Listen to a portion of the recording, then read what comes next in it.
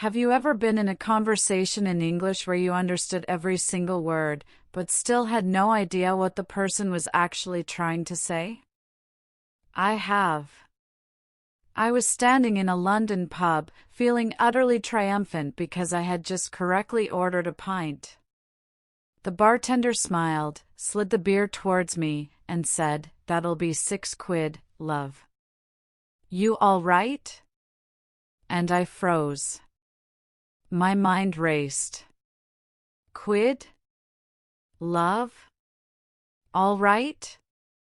I knew these words individually, but strung together, they were a code I couldn't crack. I just stood there, smiling like a fool, until the person behind me gently explained that quid means pounds, love is a friendly term, and you all right is just another way to say how are you? In that moment, I didn't just feel embarrassed, I felt the vast, confusing gap between textbook English and the living, breathing language people actually use. That gap is exactly what we're going to bridge together in this podcast.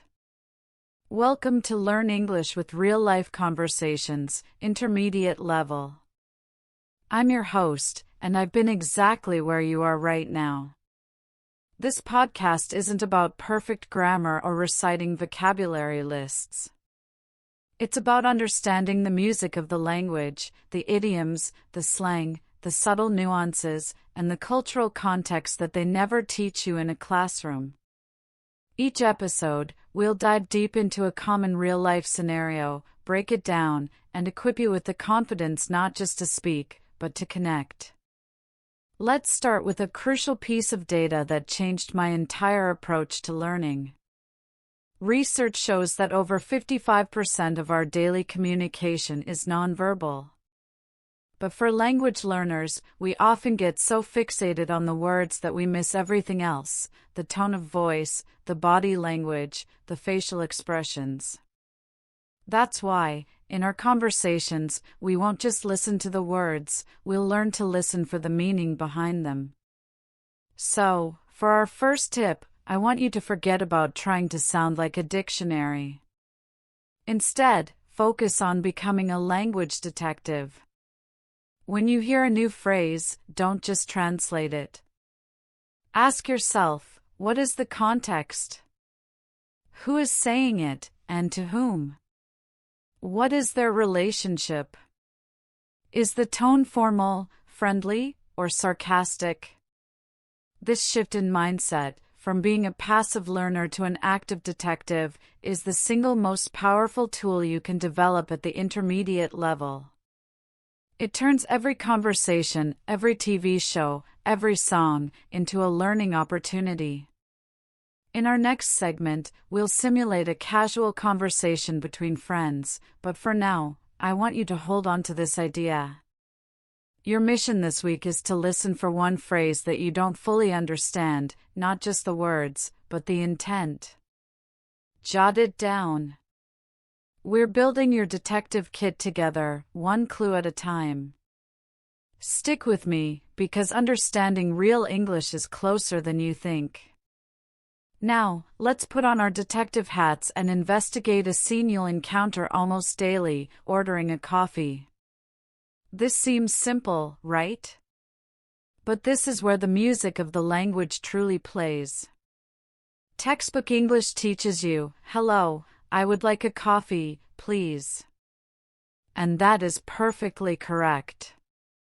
But in the wild, in a busy coffee shop, you'll hear a symphony of shortened, efficient, and culturally coded language.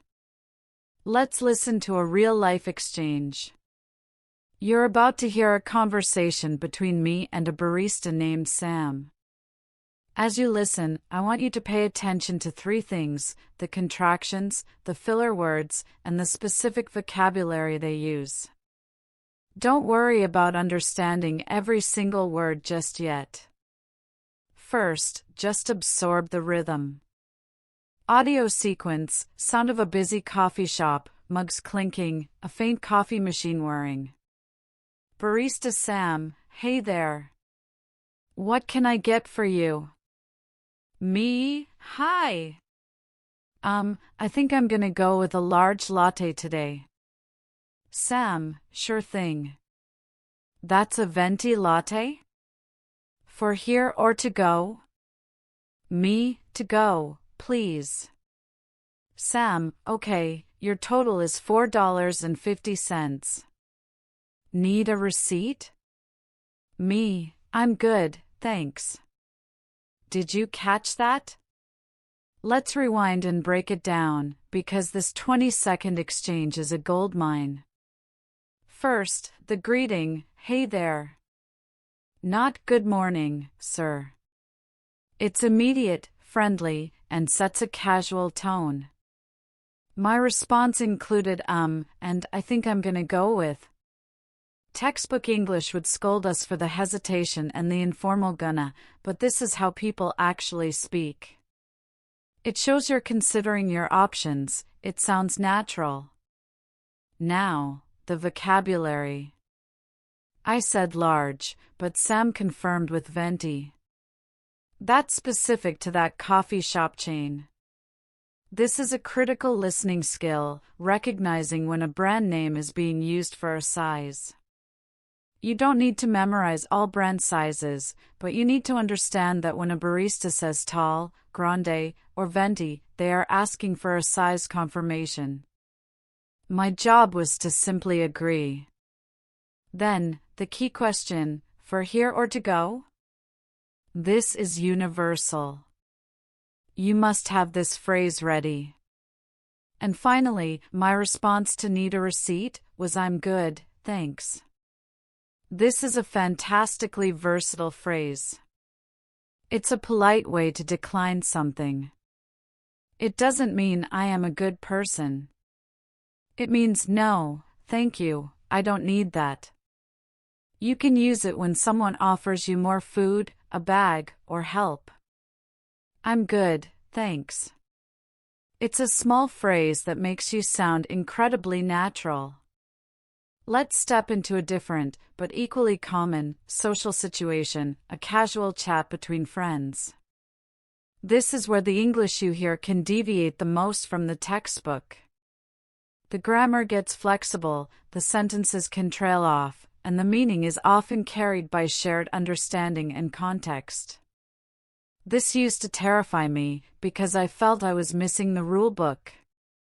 But there is a rulebook, it's just unwritten. And today, we're going to write it together. Imagine you've met your friend, Alex, for a drink at a pub. The atmosphere is relaxed. The goal isn't to exchange formal information, it's to connect, to share feelings and updates in a loose, friendly way. Listen to this short conversation, and this time, pay special attention to how questions are formed and how sentences are often left incomplete, yet perfectly understood. Audio sequence, the gentle hum of a pub, glasses clinking softly in the background. Alex, so, how've you been? You all right? Me, yeah, not too bad. Been absolutely slammed at work, to be honest. You know how it is. Alex, tell me about it. My project's doing my head in. Anyway, fancy another one? Me, oh, go on then. Why not? Immediately, you hear the difference. How've you been, instead of how have you been? You all right, instead of how are you? This is the realm of contractions and elisions. But let's dig deeper into the gold here. I said, been absolutely slammed at work. Notice, I dropped the subject dive.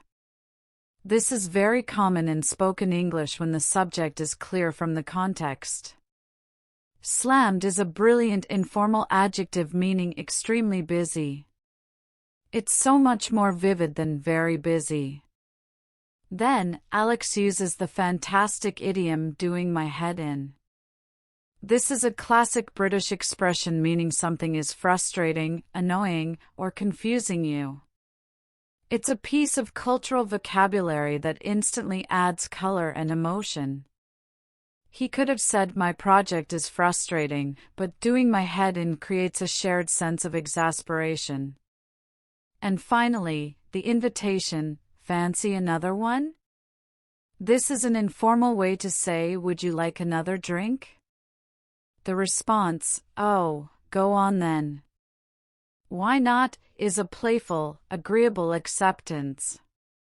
Go on then is a phrase used when you're pretending to be slightly persuaded into something you actually want to do.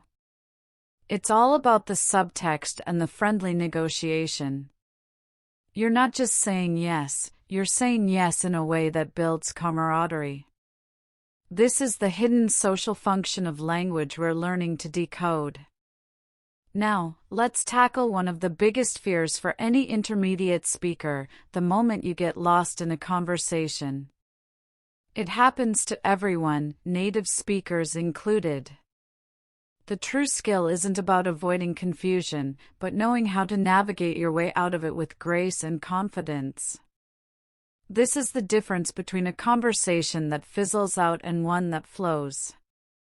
I want you to reframe the way you see these moments. Instead of viewing them as failures, see them as opportunities to demonstrate active listening. The person you're talking to doesn't expect you to be a perfect understanding machine. They do, however, appreciate it when you show you're engaged and trying to follow along. Let's listen to a scenario where I hit a comprehension roadblock and how I handle it. Audio sequence, sounds of a casual park setting, birds chirping, distant chatter. Friend, so, I was going to just chill at home, but then Sarah rang. She said they're all going to that new gaff by the river. Sounds like a right laugh. Me, sorry, a new what by the river? I didn't catch that. Friend, oh, a gaff. It just means a place, like a pub or a club. Me, ah, got it. And a right laugh means it should be fun, yeah? Friend, exactly. You're getting it. Do you see what happened there? I didn't just smile and nod, hoping I'd figure it out later. I politely interrupted and asked for clarification on the specific word I didn't understand. A new what? Using what in that way is a very natural and non-confrontational way to signal a gap. Then, after my friend explained gaff, I double-checked my understanding of a right laugh. This showed I was still following the main thread of the story. Here is your crucial takeaway: your clarification tools are your best friends. Let's build your arsenal. You have, sorry, I didn't catch that. Could you repeat that? What does the word mean? So, are you saying that, followed by paraphrasing? Using these phrases does not make you look weak. It makes you look committed to the conversation. It shows respect for the speaker because you are ensuring you understand their message. In fact, native speakers use these phrases all the time. The next time you feel that pang of panic because a slang word or a fast sentence whizzes by, take a breath, smile, and deploy one of your tools. You will be amazed at how positively people respond. But understanding the words and knowing what to say is only half the battle. The other half, and this is a huge piece of the puzzle, is pronunciation. Not just pronouncing individual words correctly, but the rhythm and music of the language. This was my biggest hurdle. I could construct a perfect sentence in my head, but when I said it out loud, people would just stare at me blankly. The problem wasn't the words, it was the stress. English is a stress-timed language. This means that we don't give each syllable the same amount of time. Instead, we stress certain key words in a sentence, and quickly glide over the others. The stressed syllables occur at regular intervals, almost like a heartbeat, and the unstressed syllables are squeezed in between. This rhythm is what gives English its distinctive sound. Let me demonstrate. Take the sentence, I want to go to the cinema. Now, if I say it with each word equally stressed, it sounds robotic and unnatural. But listen to how I say it with natural sentence stress, I want to go to the cinema. Did you hear it? The words want, go, and cin- in cinema are stressed. They are the content words, the verbs, nouns, adjectives, and adverbs that carry the core meaning. The little words like to and the become weak and fast. We almost swallow them. In fact, to and the often become just a quick ta and the sound. This brings us to the most important sound in the English language, the schwa. It's that lazy, neutral S sound, represented by an upside-down E in the phonetic alphabet. This is the sound we use for most unstressed syllables. In cinema, the last syllable ma is a schwa, cinema. In to, it becomes ta. In a, it's a. Mastering the schwa is like finding the secret key to natural rhythm. It's the sound of relaxation. When you stop trying to pronounce every single letter perfectly and instead allow unstressed syllables to become soft and weak, your English will instantly sound more fluid and confident. Now that we understand the power of sentence stress in the schwa, let's dive into the magical phenomenon that makes everything flow together, connected speech. Native speakers don't pronounce each word separately like items on a list.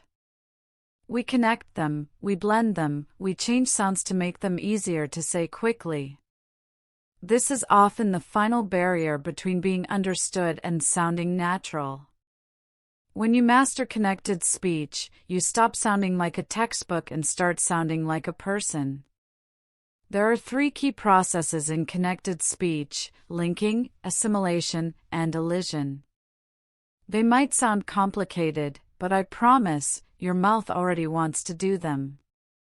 Let's start with linking. This happens when a word ends in a consonant sound and the next word begins with a vowel sound. We link them together. For example, an apple is not an apple. It's an apple. Try it.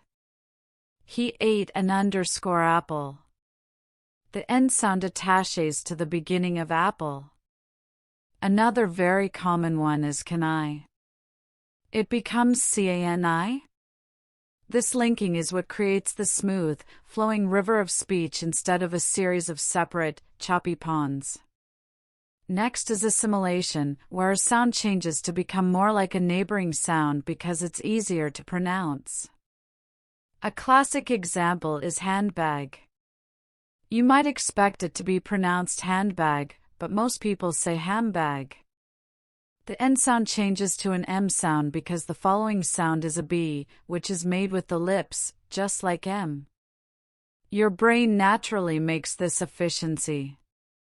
Listen to this, I asked for a coffee. Say it quickly. I asked for. It often comes out as I asked for. The ed in asked changes from a D sound to a T sound because of the following F. This isn't laziness, it's the sophisticated machinery of spoken language. Finally, elision, which is the disappearance of a sound altogether. A very common one is in the word comfortable. We don't say comfortably. We say comfortable. The or sound often vanishes. In the phrase most common, the T in most frequently disappears, most common.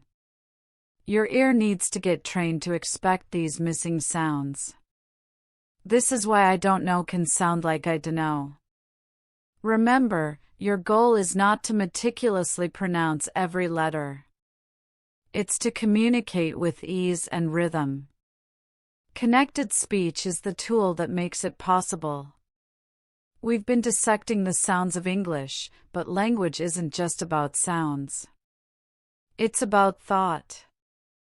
It's about how we organize our ideas in real time while we're speaking.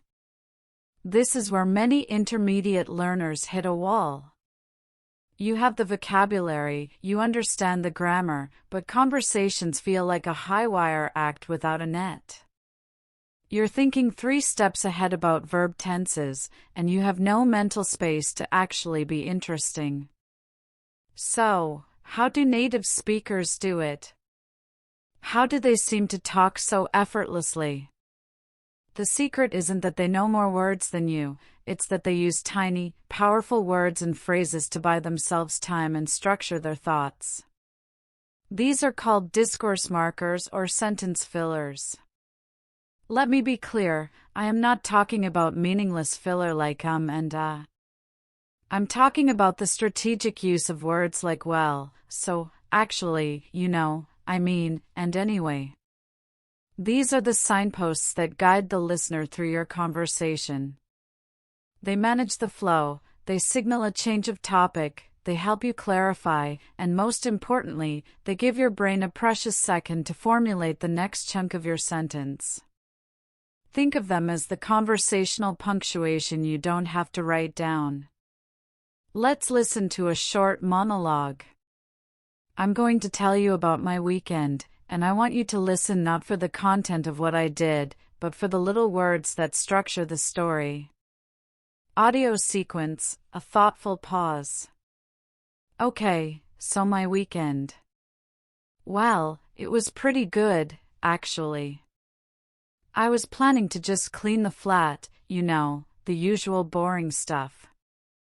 But then, out of the blue, my friend calls me. So we decided to go for a hike. It was absolutely stunning. Anyway, long story short, we ended up getting completely soaked in the rain. Did you hear them? So to start the story. Well, to show I'm considering my response. Actually, to slightly contrast what I expected with what happened. You know, to create a sense of shared understanding.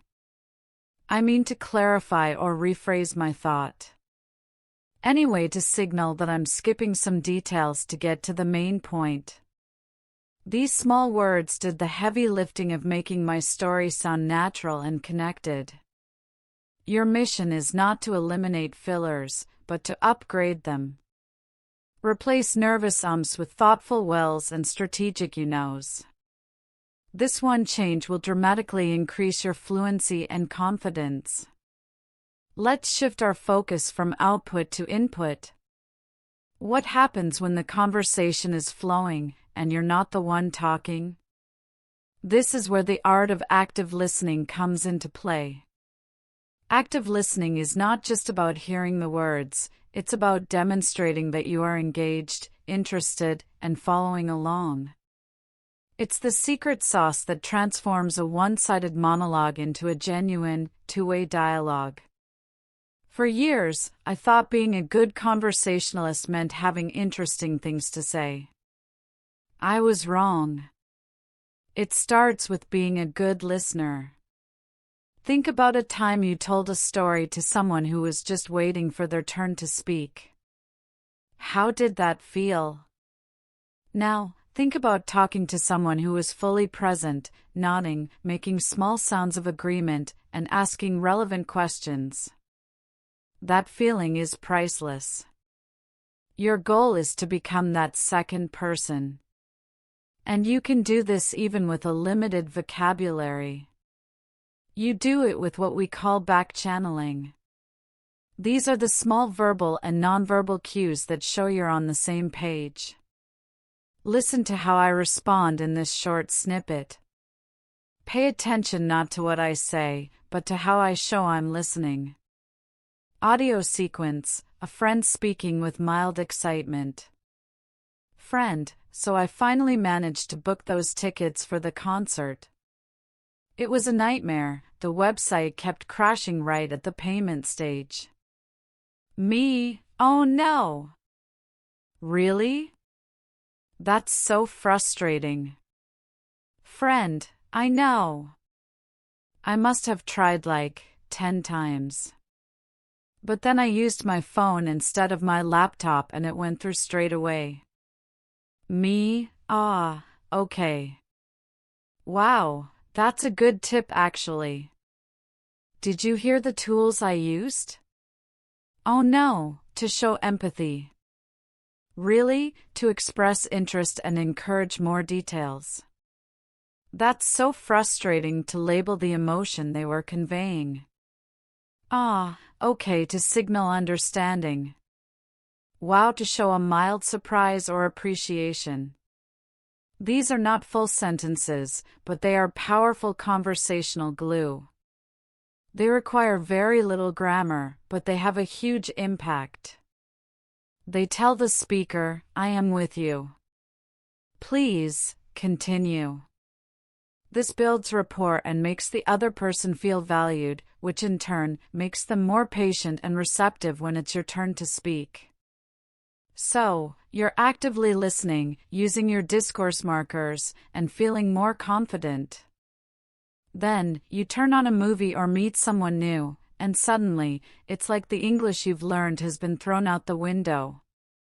The sounds are different, the rhythm is strange, and words seem to melt together in unfamiliar ways. Welcome to the wonderfully diverse world of accents and dialects. This isn't a setback, it's the final frontier of your intermediate journey, and conquering it is entirely possible. I remember the first time I heard a strong Scottish accent. I had to ask the person to repeat themselves 3 times. I felt defeated. But then I realized my ear was simply untrained for that specific variation. Think of it like music. Your brain is used to listening to one genre, say pop music. When you first hear classical or jazz, it can be disorienting. But the more you listen, the more you start to appreciate its structure and beauty. Accents are the same. The key is active, focused exposure. You don't need to understand every accent perfectly, but you can train your ear to be more flexible and adaptable. Here's a practical strategy: don't try to understand everything. That's right, let that goal go. Instead, when you encounter a new accent, focus on catching the content words, the nouns, verbs, and adjectives that carry the core meaning. Let the smaller words and the unique vowel sounds wash over you at first. Your brain is a pattern recognition machine. It will start to pick up on the recurring sounds. For example, in some American accents, the T in the middle of a word like water can sound like a soft D, waiter. In some Australian accents, day can sound a bit like die. Knowing these common shifts beforehand is like having a decoder ring. My advice is to pick one accent you want to familiarize yourself with and immerse yourself in it for 15 minutes a day. Watch a YouTube vlogger from that region, listen to a local radio station, or find a TV show. Don't do it with the pressure of having to understand every word. Do it to let the melody of that particular version of English sink into your subconscious. Your brain will begin to adjust, and what was once a barrier will become just another fascinating layer of this global language.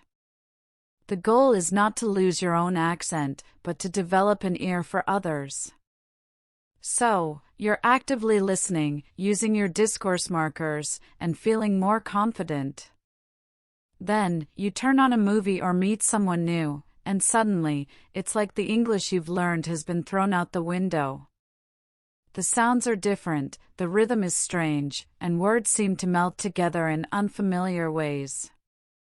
Welcome to the wonderfully diverse world of accents and dialects. This isn't a setback, it's the final frontier of your intermediate journey, and conquering it is entirely possible. I remember the first time I heard a strong Scottish accent. I had to ask the person to repeat themselves 3 times. I felt defeated. But then I realized my ear was simply untrained for that specific variation. Think of it like music. Your brain is used to listening to one genre, say pop music. When you first hear classical or jazz, it can be disorienting. But the more you listen, the more you start to appreciate its structure and beauty. Accents are the same. The key is active, focused exposure. You don't need to understand every accent perfectly, but you can train your ear to be more flexible and adaptable. Here's a practical strategy: don't try to understand everything. That's right, let that goal go. Instead, when you encounter a new accent, focus on catching the content words, the nouns, verbs, and adjectives that carry the core meaning. Let the smaller words and the unique vowel sounds wash over you at first. Your brain is a pattern recognition machine. It will start to pick up on the recurring sounds. For example, in some American accents, the T in the middle of a word like water can sound like a softy, waiter. In some Australian accents, day can sound a bit like die. Knowing these common shifts beforehand is like having a decoder ring. My advice is to pick one accent you want to familiarize yourself with and immerse yourself in it for 15 minutes a day. Watch a YouTube vlogger from that region, listen to a local radio station, or find a TV show. Don't do it with the pressure of having to understand every word. Do it to let the melody of that particular version of English sink into your subconscious. Your brain will begin to adjust, and what was once a barrier will become just another fascinating layer of this global language. The goal is not to lose your own accent, but to develop an ear for others. So, we've talked about the music of the language, the hidden grammar of conversation, and the challenge of accents. Now, I want to bring it all together and talk about the single most important mindset that will take you from an intermediate learner to a confident speaker. It's a concept I call bridging the gap. This is the gap between the pristine, perfect English of the classroom and the messy, vibrant, sometimes illogical English of the streets, the pubs, and the coffee shops. For the longest time, I was terrified of making a mistake. I would rehearse sentences in my head before I said them, trying to ensure every preposition was perfect, every article in its right place. This pursuit of perfection was the very thing holding me back. It made me slow, hesitant, and robotic. The breakthrough came when I realized that communication is not about perfection, it's about connection. It's about getting your point across, sharing an idea, or understanding someone else's feeling. Native speakers make mistakes all the time. They use the wrong verb tense in a casual story, they say who when they should say whom, and they constantly use slang that would make their old English teacher cringe. The goal, therefore, is not to speak perfect English. The goal is to become an effective communicator. This means prioritizing clarity and flow over grammatical precision. It means having a few key tools in your pocket to negotiate meaning when things break down. It means embracing the fact that you will sometimes sound a little silly, and that is more than okay, it's human. Think of a child learning to talk. They don't wait until they can form a perfect sentence before they speak. They babble, they point, they use the wrong word, and through that joyful, messy process, they learn and they connect. This is your permission slip to be a little messy. To try out a new idiom even if you're not 100% sure of the context. To ask what did you mean by that when you're confused. To laugh at your own mistakes.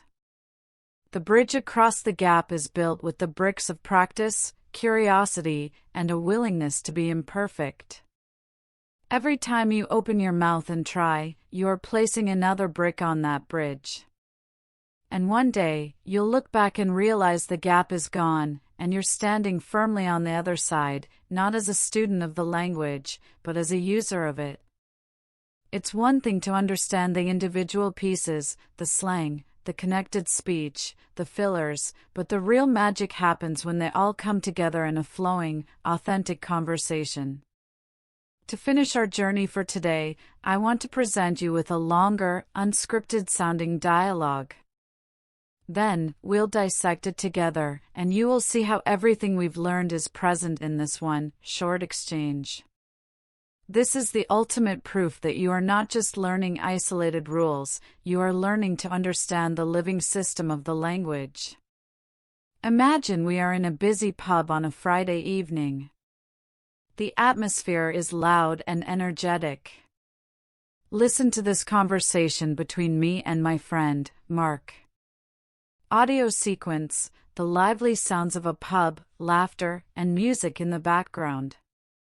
Mark, oi, over here. I managed to bag us a table. Me, nice one. Cheers for that.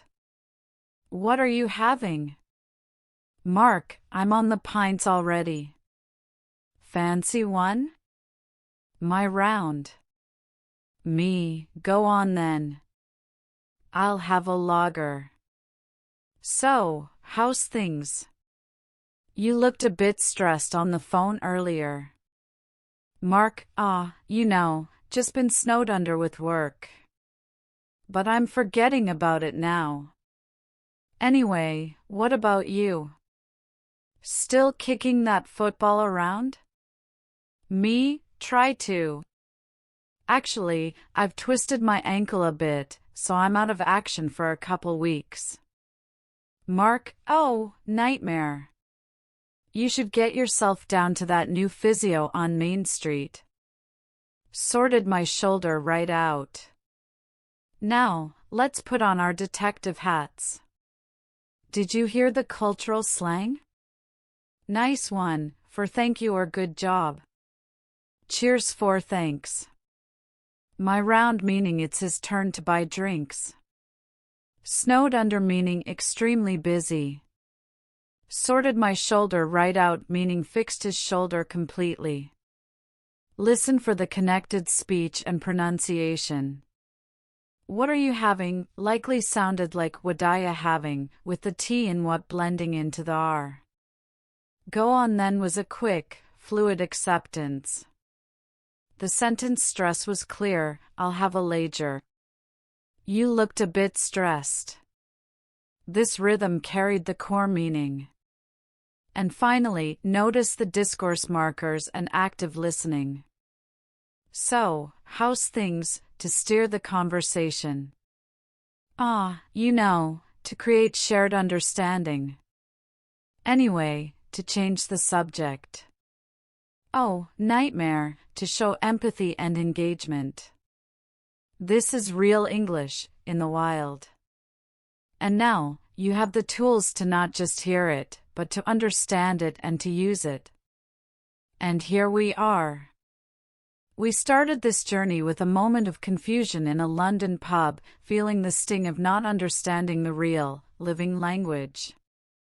We've come a long way since then.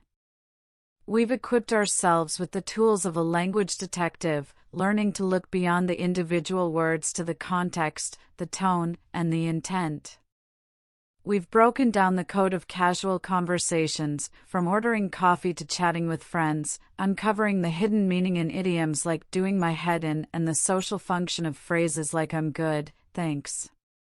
We faced the fear of getting lost and learned how to navigate back with grace using our clarification tools. We dove deep into the music of English, discovering the power of sentence stress, the lazy schwa, and the flowing river of connected speech. We learned to structure our thoughts and buy ourselves time with strategic discourse markers, and we practiced the art of active listening to become truly engaging conversationalists. We even braved the wide world of accents, understanding that flexibility, not perfection, is the goal. All of this leads to one final, empowering conclusion: the bridge across the intermediate gap is built by you, for you. It's constructed every time you listen to a song and pick out a new slang word, every time you watch a film without subtitles and catch the rhythm of a sentence, and every time you have a short, simple conversation where you truly connect with another person.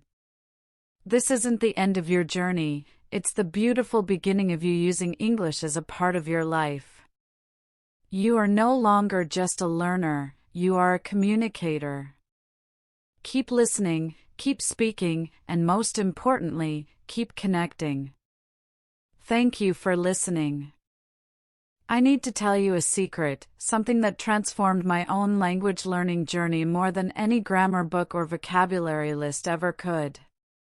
It's about a fundamental shift in perspective. For years, I saw every conversation as a test, a performance where I would be judged on my accuracy. This mindset was a cage.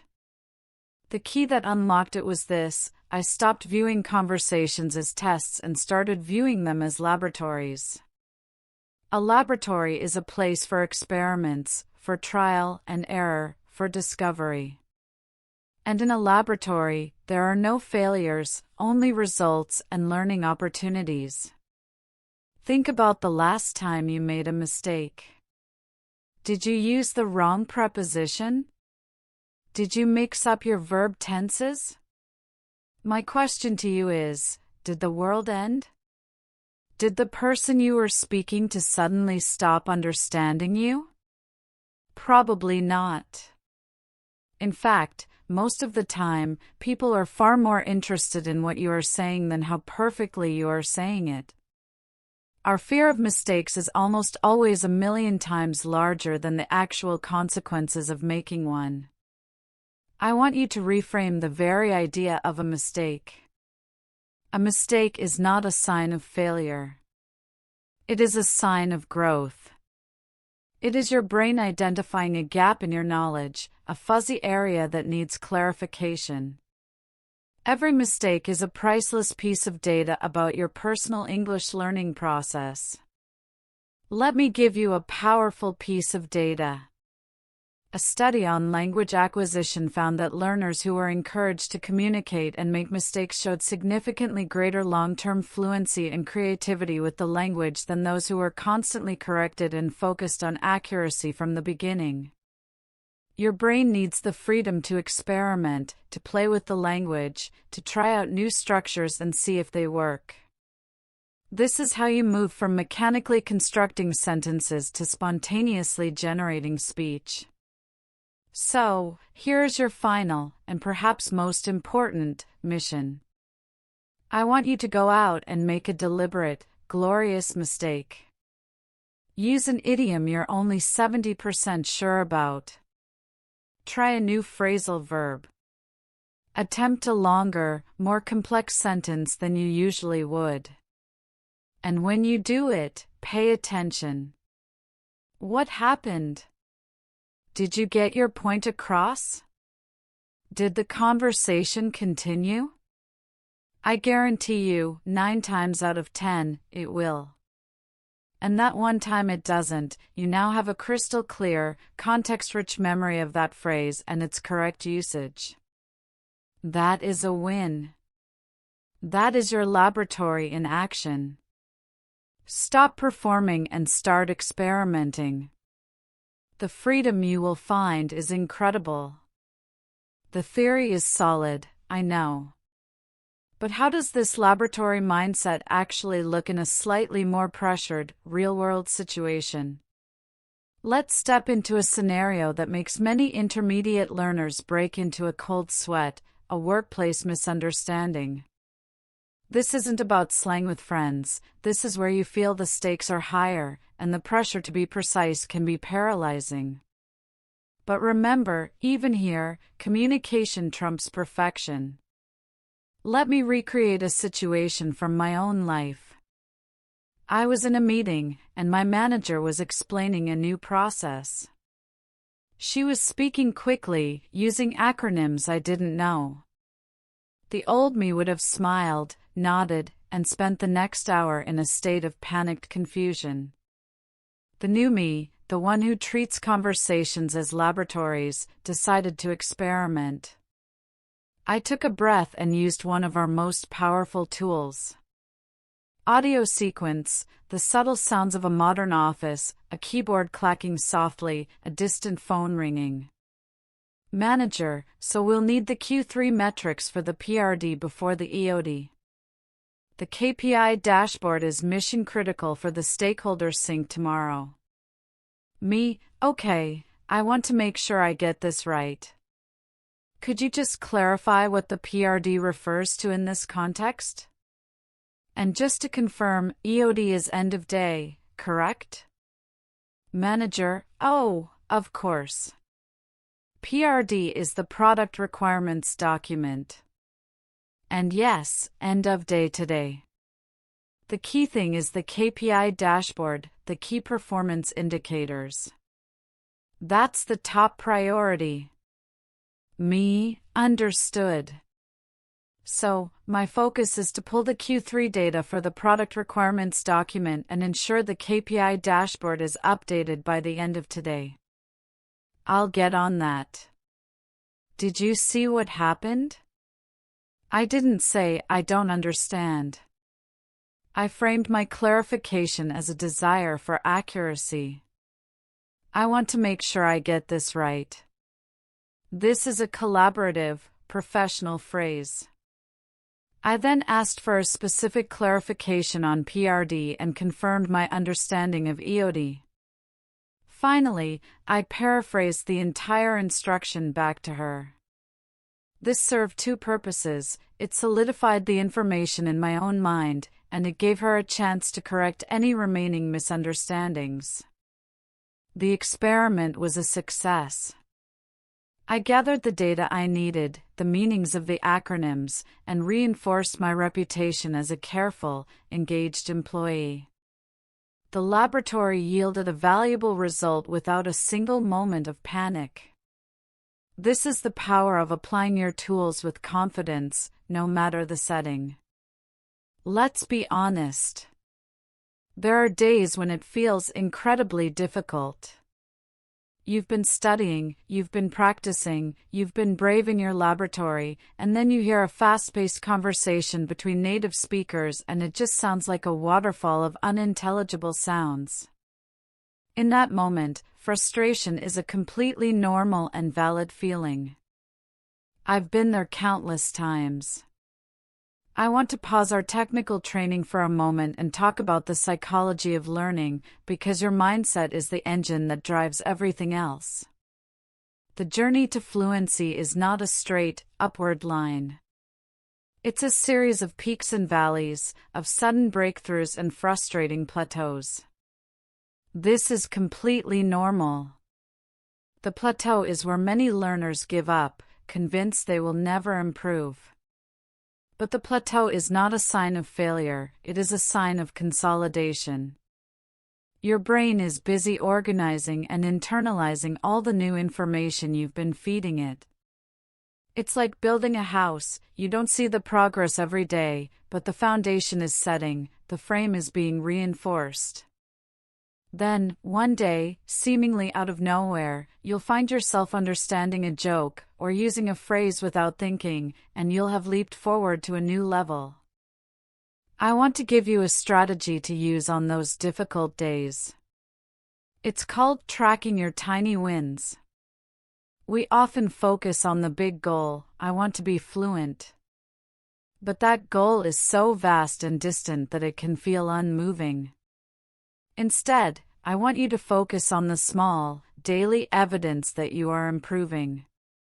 Did you understand the main idea of a podcast without translating? That's a win.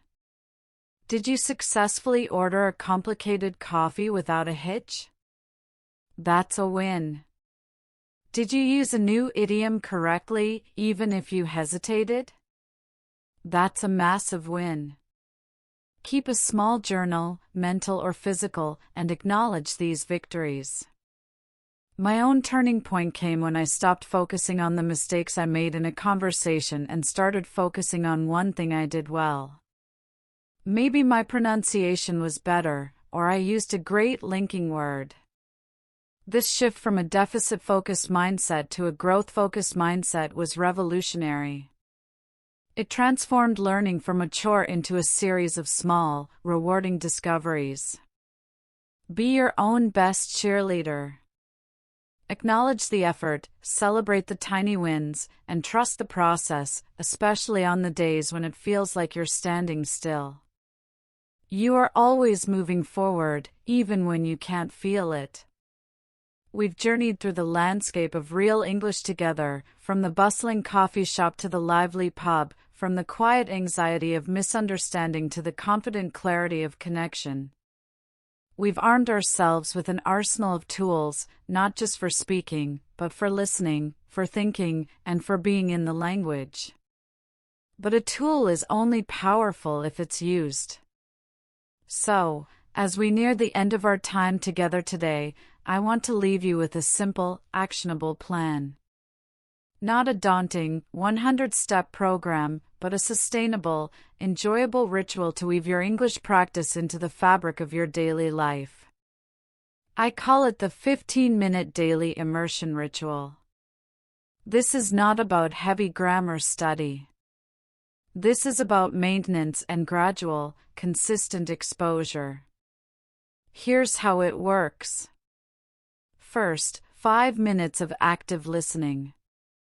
On your commute, or while making coffee, listen to a short English podcast or a news clip. Don't just have it on in the background. Be a detective. Listen for one specific thing we've discussed, perhaps sentence stress, or 2 words that link together. Second, 5 minutes of reading aloud. Find a short article, a social media post, or even a song lyric. Read it aloud, focusing on your rhythm and pronunciation. Record yourself on your phone and listen back. You are your own best teacher. Finally, 5 minutes of conscious practice. This could be writing a few sentences in a journal, speaking to yourself in the mirror, or even having a short, imaginary conversation in your head. The key is production. This 15-minute ritual is your foundation. It keeps the engine warm. On top of this, I challenge you to 1 conversation laboratory per week. This is your time to experiment. It could be a language exchange, a chat with a colleague, or even ordering in English at a restaurant. Go in with a goal. Today, I will use the phrase "I'm good, thanks" to decline something, or today, I will ask 1 clarifying question. This focused, intentional practice is what bridges the gap between knowledge and ability. Remember the feeling of confusion in that London pub? That feeling is now your compass.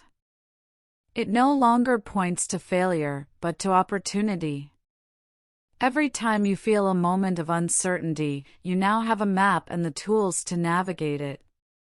You have the power to understand the music, to decode the slang, and to connect with people on a deeper level. The journey doesn't end here, it simply evolves. You are now the director of your own learning. Keep your curiosity alive, be kind to yourself, and never, ever stop experimenting. You have everything you need. Go out and have your next conversation. I'll be right here, cheering you on. Let's talk about a situation that often feels like the final boss in a video game for English learners, the job interview. The stakes are high, the language is formal, and the pressure to perform can make even the most confident speaker's mind go blank. But what if I told you that the same principles we've been practicing, being a detective, using discourse markers, and active listening, are your secret weapons here too? The setting is more formal, but the human connection is just as important. I once prepared for an interview by memorizing perfect answers to 50 common questions. I was a robot programmed with textbook English. And when the interviewer asked me an unexpected question, my entire system crashed. I learned a vital lesson that day. They aren't just hiring a dictionary, they're hiring a person. They want to see how you think, how you handle pressure, and how you communicate. Your goal isn't to be flawless, it's to be clear, competent, and authentic. Let's break down a common interview question and a response that uses our tools effectively. The question: can you tell me about a time you faced a significant challenge at work and how you dealt with it? Now, listen to a response that uses strategic language. Audio sequence: a quiet, professional office setting. Candidate: that's a great question.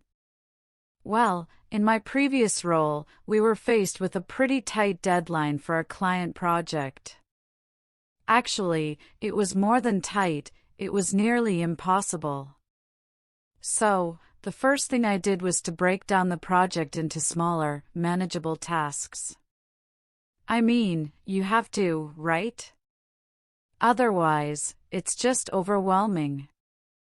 Anyway, I then coordinated with my team, delegating based on everyone's strengths. In the end, not only did we meet the deadline, but the client was extremely satisfied with the result. I suppose the key takeaway for me was the importance of clear planning under pressure. Did you hear the discourse markers at work? Well, to give myself a moment to think. Actually, to refine and emphasize the point. I mean to clarify and create a conversational tone. Anyway, to signal I'm returning to the main thread. And I suppose to softly introduce my conclusion. These words made the answer sound natural and considered, not rehearsed. They showed I was thinking in real time. Furthermore, I used a strong result. The client was extremely satisfied. This is more powerful than just saying we finished the project.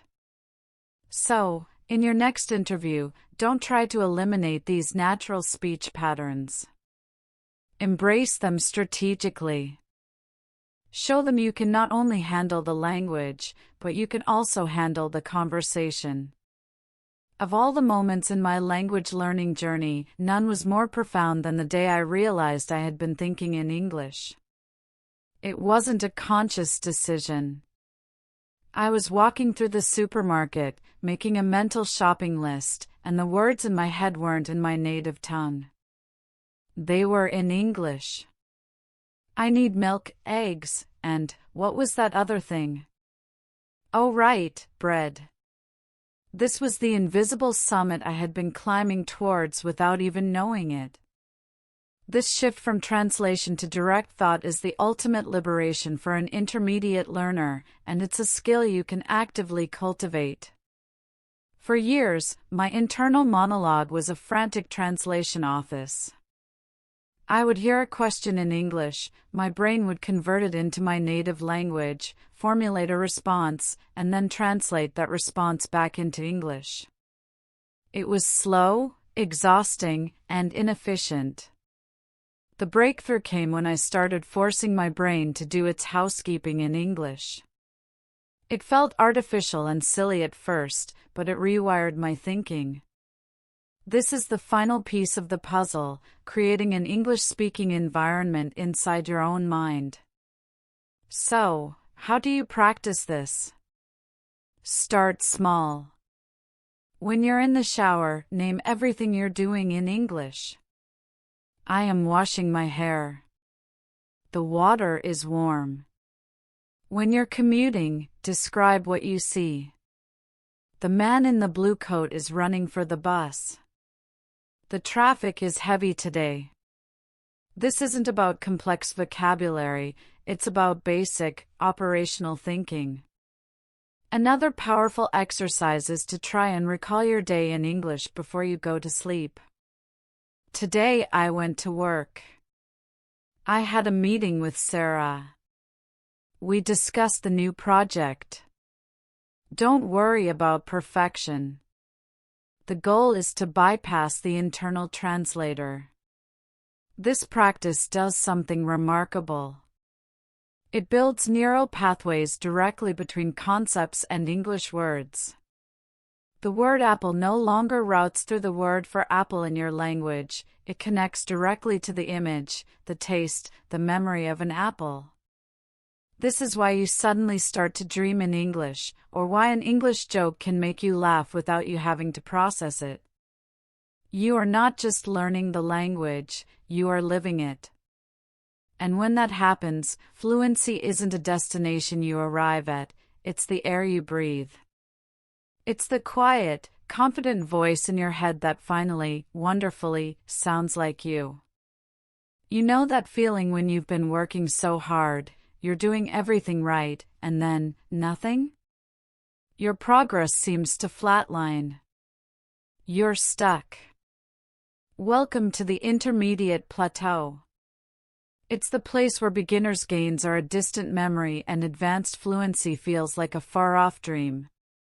It's frustrating, it's demoralizing, and every single successful language learner has been stranded here at some point.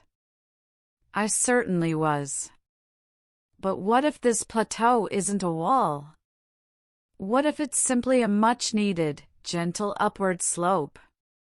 The problem at the intermediate level is that your progress becomes less obvious. You're not learning the simple past tense for the first time anymore, you're fine-tuning the subtle difference between the past continuous and the past perfect. You're not learning 50 new nouns a week, you're learning 5 phrasal verbs that each have 7 different meanings. The growth is happening, but it's deeper, more nuanced, and harder to measure. This is the time when most people give up. But this is also the time when you must learn to trust the process more than ever. I want you to change your measure of success.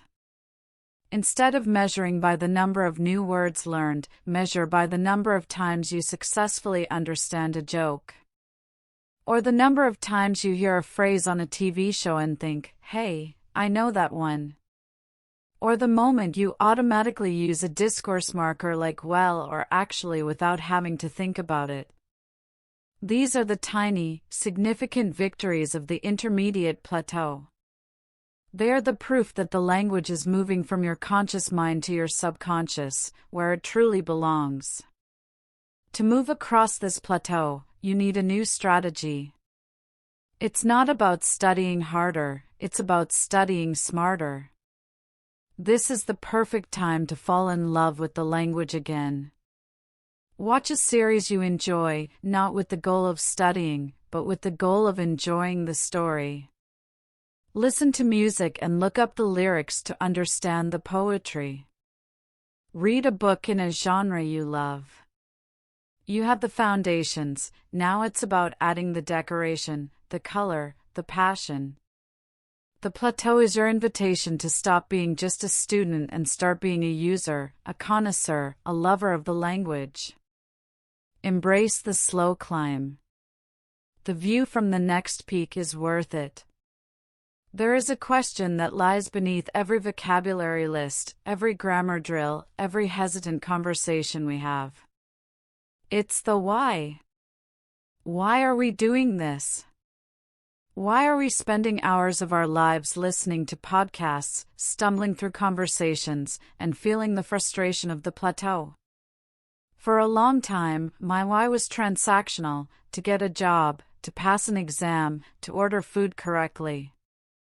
But that kind of why will only fuel you so far. To truly sustain the journey, you need to discover a deeper why. You need to find the version of yourself that exists on the other side of fluency. I want you to close your eyes for a moment and imagine it. Not just understanding the words, but understanding the people. Imagine laughing at a joke not because you translated it, but because you genuinely found it funny.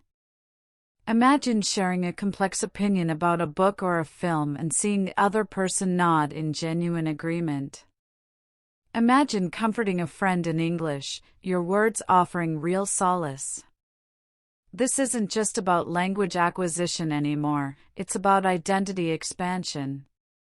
It's about adding a new room to the house of your mind, a room where a more nuanced, more connected version of you can live.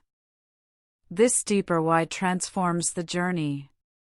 Studying is no longer a chore, it's an act of becoming. That difficult conversation is no longer a test, it's a rehearsal for your future self. When your why is powerful enough, the how becomes effortless. You'll find yourself naturally seeking out English content not because you have to, but because you're curious about the world that this language unlocks. You'll start to see English not as a subject to be mastered, but as a lens through which to see a broader, more interconnected world. So, I invite you to ask yourself today, what is your deeper why? Is it to read your favorite author in the original text? Is it to understand the cultural references in the movies you love? Is it to build a friendship with someone from the other side of the world? Find that vision. Write it down. Keep it close. On the days when the motivation wanes and the plateau feels endless, that deeper why will be the compass that guides you forward. It will remind you that you are not just learning a language. You are building a bridge to a larger life. And so we arrive here, at the end of this particular conversation, but as you now know, it is never truly the end. It is a comma, a pause, a moment to reflect before the next beautiful, messy, and real conversation begins.